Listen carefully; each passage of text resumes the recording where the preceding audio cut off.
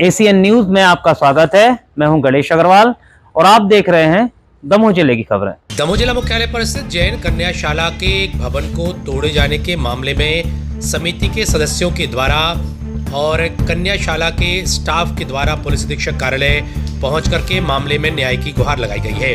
यह वही भवन है जिसको तोड़ा गया है और इसको लेकर के मंदिर समिति पर मामला दर्ज किए जाने की मांग जैन कन्याशाला समिति के माध्यम से की गई है।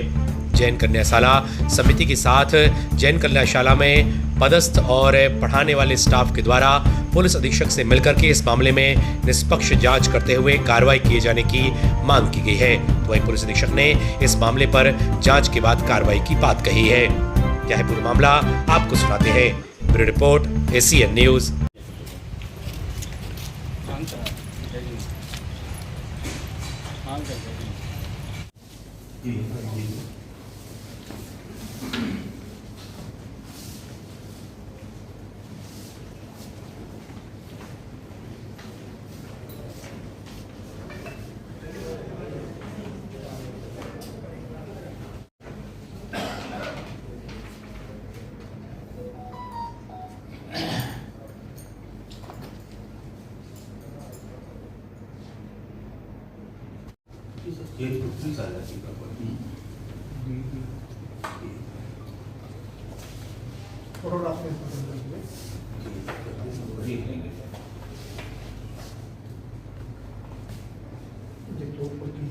पूरी छप्पर तोड़ दिया, पूरा पूरा फर्नीचर उन्होंने बाहर में फेंक दिया, अलमारियां बाहर फेंक दी और पूरी दस्तावेज कर दी।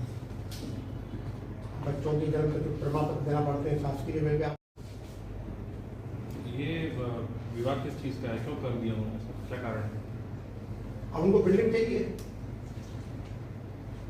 नीचे क्या है, नीचे पिछले 100 साल से तो 3 साल है सर। जैन समाज की दोनों संस्था हैं। हम वस्तुस्थिति आपको स्पष्ट करते हैं। करीब 100 साल पहले पुत्री बाई नाम की जैन महिला, उसके लिए भी अलग करो तो उन्होंने हमारा स्कूल लग रहा है, हम कल बच्चे कहाँ ले जाएं, हमारे पास जगह नहीं। फर्नीचर तोड़ दिया, अलमारी में रिकॉर्ड रखे थे, पूरे रिकॉर्ड ले, पता नहीं रिकॉर्ड कहाँ है। ये मैडम बता रही, हमारा कुछ भी नहीं बचा और वहाँ से लेकर पूरा तोड़ दिया और अलमारी के ताने तोड़ के भी जगह किसी चीज का मतलब नहीं है। मतलब ये कि हम उस पर आधिपत्य हैं, हम काम कर रहे थे, है नहीं। जबरदस्ती कब्जा कैसे कर लिया आपने, हमारा काम कैसे कर दिया और हमारा आगे शासकीय है। आप जो बता रहे हो सारी बातें ठीक है, उनको नहीं करना चाहिए था। जो भी हुआ मैं जानना चाह रहा हूँ, मैं उसकी लीगल पोजीशन जानना चाह रहा हूँ। कैसा लीगल पोजीशन क्या है, वो जमीन किसकी है, वो बिल्डिंग किसके अधिकार में है, उसके साथ क्या करना है क्या नहीं करना है, कौन डिसाइड करेगा? अब सरकार वहाँ क्या है नहीं मालूम। कमेटियाँ हर 3 साल बदलती हैं, ठीक है। अब कमेटियाँ बदलते बदलते बहुत सी चीज़ें यहाँ की हो जाती। हमने वो रिकॉर्ड नहीं देखा, है नहीं। हम आज परमिशन में तो बात समझ में आया कि भाई रिकॉर्ड कहाँ है इसका। हम चाहते इतना है कि पूर्व में जैसा निश्चित हुआ था कि नीचे की जो अखाड़ा भी था वहाँ पे नीचे की व्यवस्था नीचे वाली हो गई, धर्मशाला से संबंधित हो गई, नन्द मंदिर से संबंधित हो गई। ऊपर की व्यवस्था जो थी, ऊपर का हाल जो था वो पुत्रीशाला का था, वो उन्होंने तोड़ दिया है। तो हमें पुनः हाल बनाने की परमिशन दे घर से जाने का रास्ता दिल्ली से पास हुआ था। काम किया, कागजात की क्या की है नहीं, इस पर आप कार्रवाई करें, हमारी चाहते हैं। ठीक है, कितने जनों को बाहर करके उनको हौसले बहुत बुलंद हो, हम तो किसी और आज भी वो कह रहे हैं कि हम तो कुछ देर रुक जाओ, है नहीं। कलेक्टर बोला 7 दिन का, अभी हम किस दिन लाएंगे और दूसरा हमारे को पूरी बिल्डिंग लगा देंगे। क्या करेंगे हमारा? ठीक है सर, ये खिड़की तोड़ के यहाँ से सामान निकाला गया है। ये खिड़की तोड़ गई, यहाँ से सामान निकाला गया है। तो यह पूरा सामान आप मुआवजा कर लो, है नहीं। मेरे पास अभी जैन कन्याशाला जो है और धर्मशाला जो परिसर है, उसके कुछ पदाधिकारी यहाँ पर आए हुए थे। इनका ये कहना था कि 15 मार्च को जिस दिन होली का रंग खेला जा रहा था, उस दिन जो उनके ट्रस्ट के और मंदिर के जो पदाधिकारी हैं उनके द्वारा वहाँ कुछ तोड़फोड़ की गई है और उनके डॉक्यूमेंट्स और कुछ सामान जो है उनकी कस्टडी से वहाँ से चोरी किए गए हैं। उन्होंने उसके संबंध में कुछ साक्ष्य भी दिए हैं और एक एप्लीकेशन मुझे दी है और उसमें कार्रवाई करने के लिए उन्होंने अपेक्षा रखी है। मेरी अभी बात अभी इस संबंध में अथॉरिटी ऐसे नहीं हुई है कि उन्होंने वहाँ मौके का मुआयना किया है तो उनको क्या चीज़ें प्राप्त हुई हैं। और अभी टोटलिटी में पूरी शिकायत का हम एक बार जांच करवाते हैं कि मालिकाना हक किसका है, और अगर उन्होंने अवैध रूप से तोड़ा है उसको तो उसके पहले कोई नोटिस या किसी प्रकार की कोई लीगल कार्रवाई की है कि नहीं की है।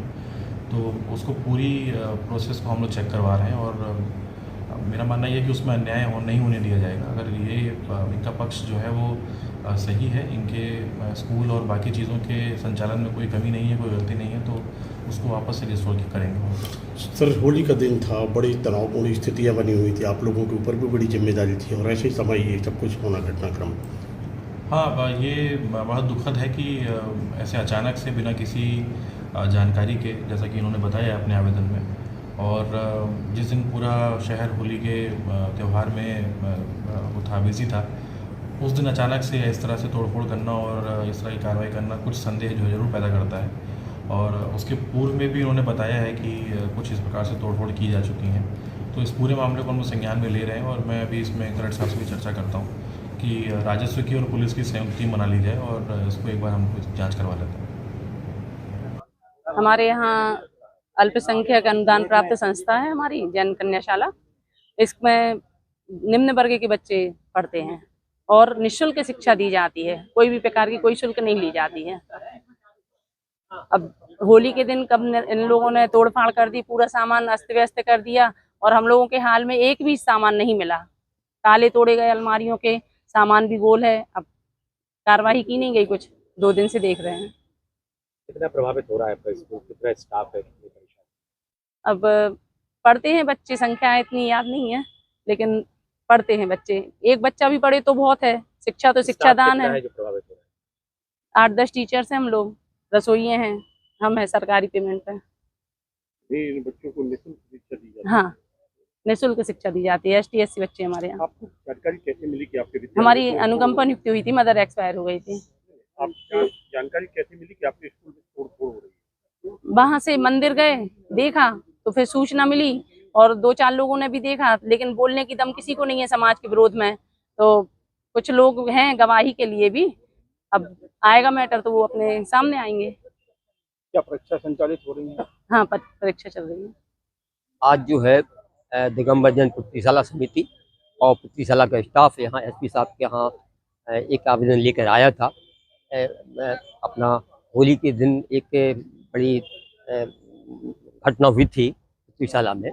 वहाँ पर दिगंबर जैन नन्हे मंदिर जी समिति के द्वारा पुत्रीशाला का ऊपर वाला हाल, जहाँ पर मिडिल स्कूल की कक्षाएं लगती हैं 6वीं 7वीं 8वीं, उसको उसका छप्पर गिरा के पूरा सामान वहाँ का तितर-बितर कर दिया गया, और जितना फर्नीचर था, अलमारी थी, पेटियाँ थी, उन सबको उठा के उन्होंने जो है नन्हे मंदिर के ऊपर छत पर फेंक दिया। और बहुत से दस्तावेज जो थे, प्राचीन दस्तावेज, वो सब के सब जो है वहाँ से गायब हैं, उनका कोई अता पता नहीं है।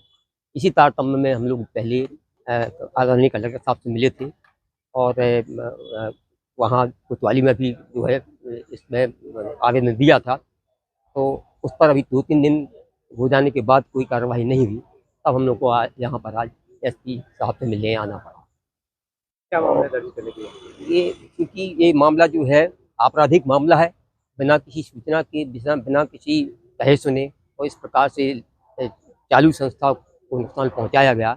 इससे बच्चों का भविष्य जो है अंधकारमय होने का अंदेशा है, क्योंकि अब वहाँ पर 6वीं 7वीं 8वीं कक्षाएँ जो लगती थी, अब वहाँ कोई स्थान बचा नहीं उन कक्षाओं को लगाने का। तो अब आगामी सत्र प्रारंभ होने वाला है, नया सत्र, तो उन बच्चों की बैठने की व्यवस्था कैसे होगी, ये एक बड़ा प्रश्न चिन्ह है।